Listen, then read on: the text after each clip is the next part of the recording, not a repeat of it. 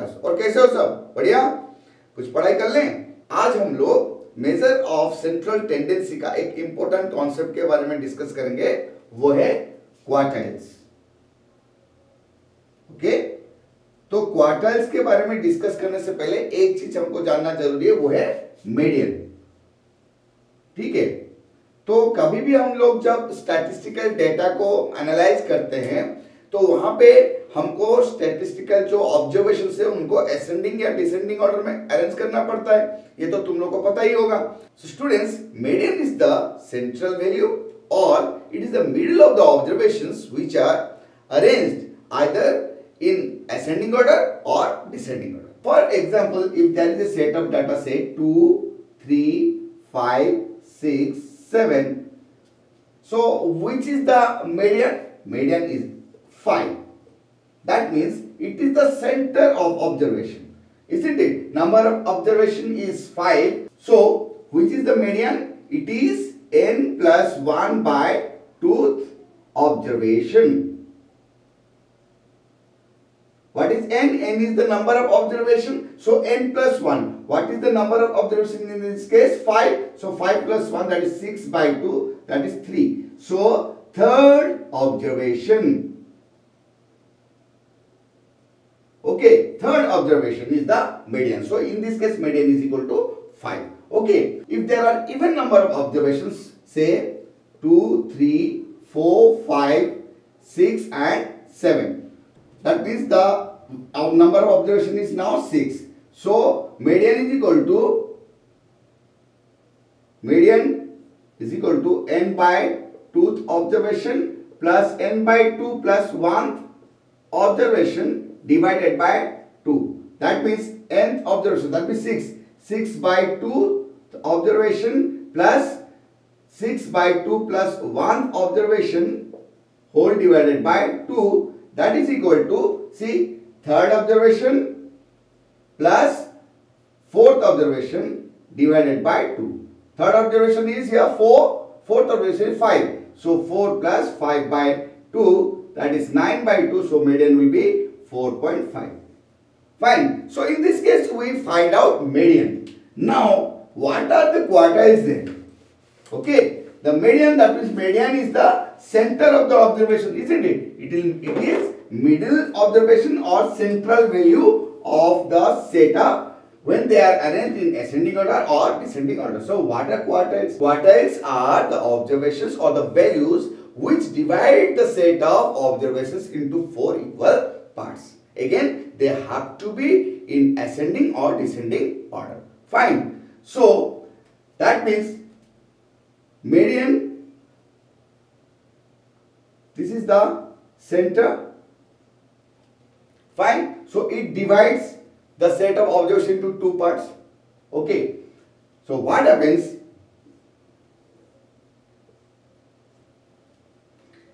If this is the start value and it is the end value, here is your median. Fine. So if I divide this part into 2 equal parts and this part into 2 equal parts, so what happens now? The whole set of data is now divided into 4 equal parts. Fine. So this is the value which is called first quartile, and this is the value which is called the third quartile, and median is the middle quartile. Okay, so how many quartiles are there? There are 3 quartiles: first quartile, middle quartile and third quartile. So they divide the set of observations into 4 equal parts. Okay, so let us now discuss how we can find the values of the first quartile and the third quartile. As we have already discussed about the median, how to find the median in case of number of observation is 3 or 4. Okay, तो अभी हम ये देखेंगे कि first quartile और third quartile का value हम किस तरह से निकाल सकते हैं। ठीक है स्टूडेंट्स, जैसे कि अभी हम लोगों ने डिस्कस किया, quartiles are of 3 types. So first quartile is called Q1, third quartile is called Q3, median which is the middle quartile is called Q2. So these all are the formulae to be used to find first quartile or third quartile.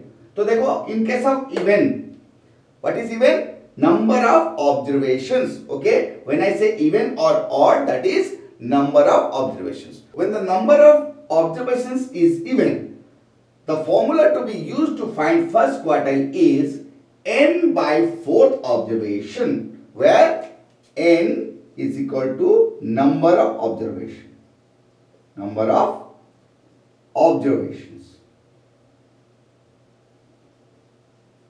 ठीक है, और अगर number of observation odd हुआ तो क्या करेंगे?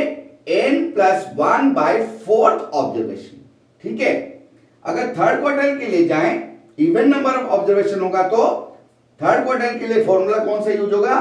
3n by fourth observation. So this will be your third quartile.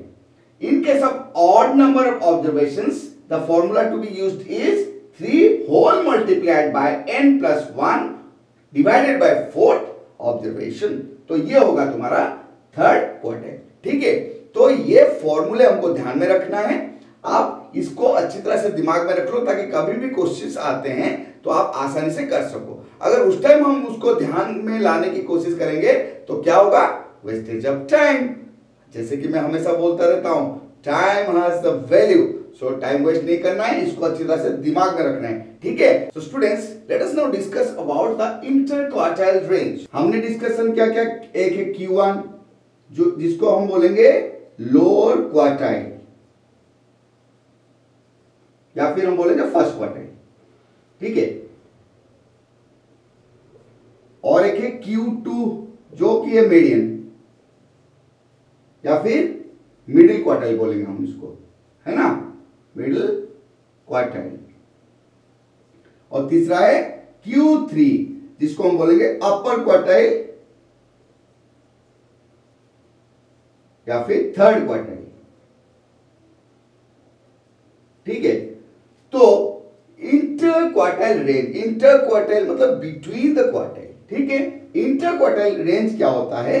ये अपर quartile और जो लोअर क्वार्टाइल है उसके डिफरेंस को बोला जाता है. दैट मींस हम अगर लिखना चाहिए एक फॉर्मूले के हिसाब से तो हम क्या लिखेंगे?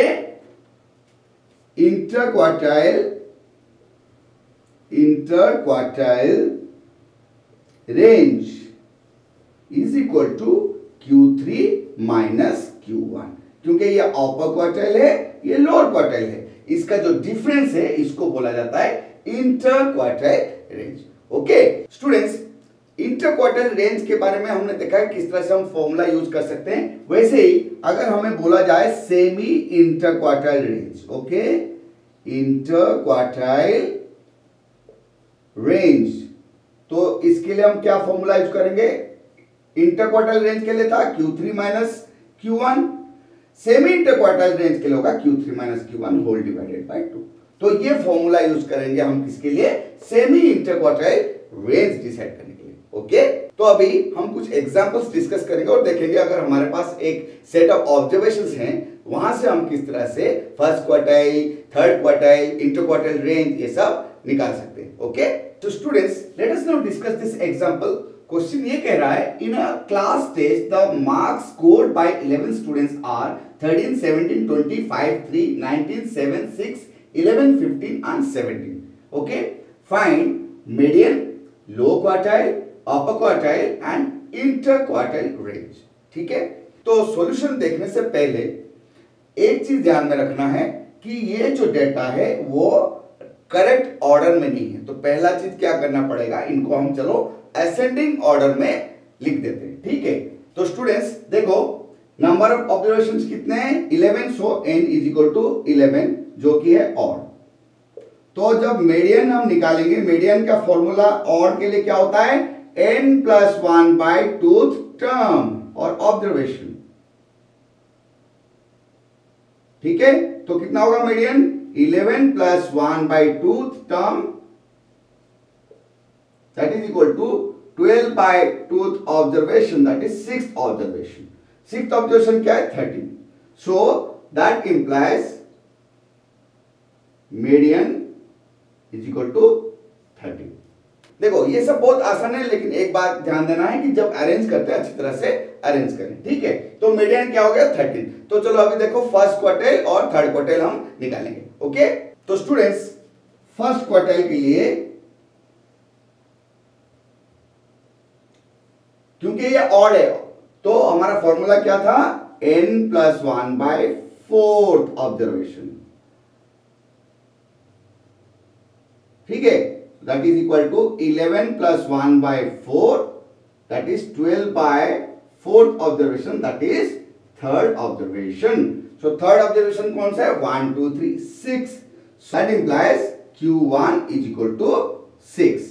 फाइन, तो Q2 हमने निकाला था कितना 13, Q1 हमारा हो गया 6। अभी थर्ड क्वार्टाइल देखते हैं। थर्ड क्वार्टाइल के लिए क्या फॉर्मूला है, 3 whole multiplied by n plus 1 divided by fourth observation, ठीक है। That is equal to 3 into 11 plus 1 by 4, that is 3 into 12 by 4, 4 3 जा 12, नाइन्थ ऑब्जर्वेशन, ठीक है। सो थर्ड क्वार्टाइल कितना हो जाएगा, नाइन्थ ऑब्जर्वेशन 1 2 3 4 5 6 7 8 9, तो ये रहा 70। सो Q3 इज इक्वल टू 70, ठीक है। तो हमारा अपर क्वार्टाइल 17 है, लोअर क्वार्टाइल 6 और मिडिल क्वार्टाइल 13। तो अभी हम देखते हैं कि इंटर क्वार्टाइल रेंज कितना होगा, ठीक है। तो इंटर क्वार्टाइल रेंज के लिए क्या फॉर्मूला है हमारा, कुछ नहीं करना है, अपर क्वार्टाइल और लोअर क्वार्टाइल का डिफरेंस देखना है। तो inter quartile range is equal to Q3 minus Q1, that is 17 minus 6, that is equal to 11। So inter quartile range कितना हुआ हमारा 11। ओके, सो स्टूडेंट्स इस तरह से हम लोग बहुत ही आसानी से कोई भी गिवन डेटा से मीडियन, लोअर क्वार्टाइल, अपर क्वार्टाइल, इंटर क्वार्टाइल रेंज निकाल सकते हैं। ओके, समझ में आया स्टूडेंट्स? आज के क्लास में हमने क्वार्टाइल्स के बारे में डिस्कशन किया, लोअर क्वार्टाइल क्या होता है, अपर क्वार्टाइल क्या होता है, मिडिल क्वार्टाइल क्या होता है और किस तरह से फॉर्मूला यूज करके हम गिवन डेटा से क्वार्टाइल्स निकाल सकते हैं, वो सब हमने एग्जांपल के थ्रू भी डिस्कस किया, ठीक है। आशा करता हूं तुम लोगों को समझ में आ गया होगा, अगर नहीं तो वीडियो को दोबारा वॉच कर लो, पक्का समझ में आ जाएगा। लेकिन स्टूडेंट्स तुम लोगों का काम यहाँ पे खत्म नहीं होता, अभी क्या करना है, जो भी हमने डिस्कशन किया उसको रिवाइज करना है, बुक्स निकाल के वहां से एक्सरसाइज करना है, ताकि जो भी फॉर्मूले तुम लोगों ने सीखा वो तुम्हारे दिमाग में रह जाए और जब जरूरत हो तुम आसानी से उसका यूज कर सको, ठीक है। So keep revising, keep practising and most importantly keep smiling.